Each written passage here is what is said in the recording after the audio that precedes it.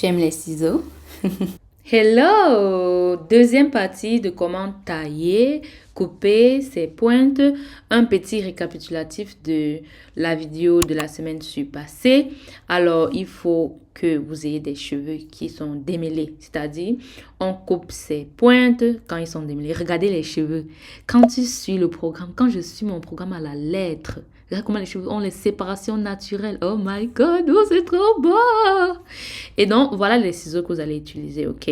Je vais mettre le lien dans la barre de description. Il faut des ciseaux spécifiques pour la taille des pointes. Comme je disais la dernière fois, il faut tailler ces pointes sur des cheveux qui sont démêlés, qui sont bien alignés. Et là, j'avais démêlé mes cheveux et j'ai décidé de couper mes pointes durant la mise en pli. Et là, je vous montre mes pointes. Je vous montre un peu à quoi ils ressemblent. Et voilà, les autres vous diront qu'il faut couper là où vous voyez ma main droite se trouve. Alors que non, vous voyez comment je place mes cheveux. Ensuite, je vais lisser entre les paumes des mains. Là, ça permet encore de les classer. Donc, le but, c'est vraiment de s'assurer que les cheveux sont bien classés. Et après ça, il va falloir se mettre dans la position où les cheveux poussent. C'est-à-dire, je ne vais pas prendre mes cheveux à l'arrière, tirer vers l'avant et les couper. Vous voyez comment je me positionne de telle manière que mes cheveux sont dans la perpendiculaire de là où ils poussent. Voilà. Et après, je faisais ma main comme ça pour dire non, pour dire. D'autres vous diront de couper là où vous avez vu ma main se trouver. Mais moi, je ne coupe pas là-bas. Parce qu'il ne s'agit pas d'avoir les cheveux égaux. Parce que les gens vont dire non, il faut que tes cheveux soient égaux. Non, l'autre est plus court que l'autre. Ça veut dire que c'est abîmé. Non. Non, non, non. Ce n'est pas du tout le cas.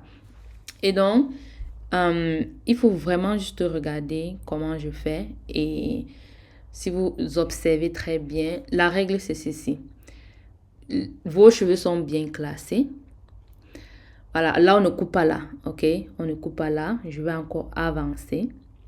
Et c'est après ça que je vais couper. L'essentiel c'est de couper où vous trouvez qu'il y a le problème. Et là, je coupais mes cheveux parce que j'avais des nœuds de fée. J'avais utilisé des produits qui ont laissé mes cheveux vraiment secs. Et quand les cheveux sont très secs, ça crée beaucoup, beaucoup de nœuds de fée. Et donc, c'était ça que je voulais couper. Regardez par exemple, mon cheveu ici est beaucoup plus court que les autres. Est-ce que je devrais couper le reste de mes cheveux à la taille de ce coupe-cheveux? Non, c'est mes cheveux à l'arrière et ils sont plus courts. Et donc, il ne faut pas écouter ce truc qu'on dit. Hein, il faut couper à la même longueur. C'est qu'ils sont à la même longueur. Ça veut dire que ils sont en santé. Et quand les cheveux ne sont pas à la même longueur, ils ne sont pas en santé. Vous voyez souvent quand les gens lissent leurs cheveux et après quand les cheveux ne sont pas tous à la même longueur, on dit oh non, c'est pas en santé, il faut couper. Mais déjà la texture et la façon dont nos cheveux sont, c'est pas la voie appropriée, même quand tu fais tes soins, que tous tes cheveux soient à la même longueur.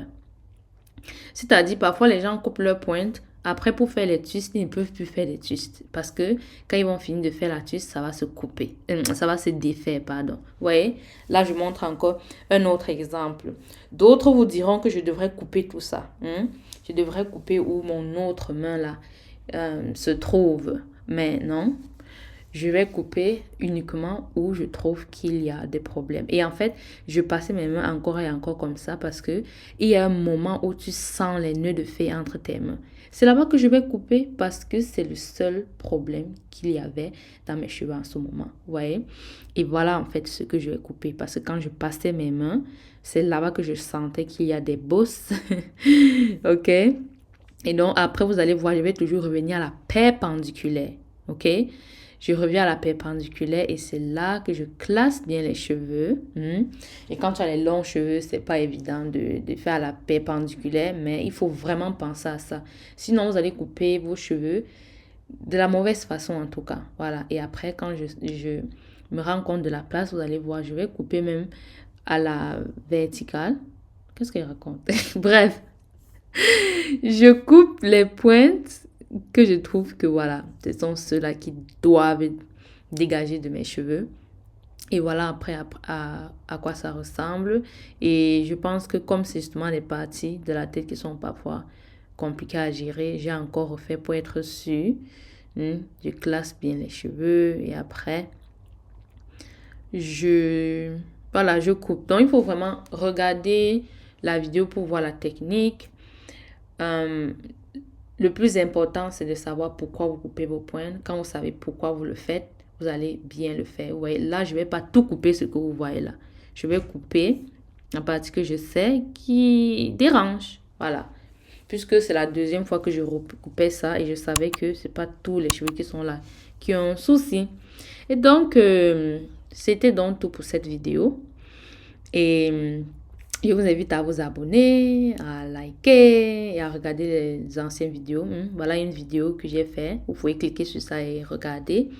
Et on se dit à très très bientôt. Des gros bisous. Mouah. Bye bye.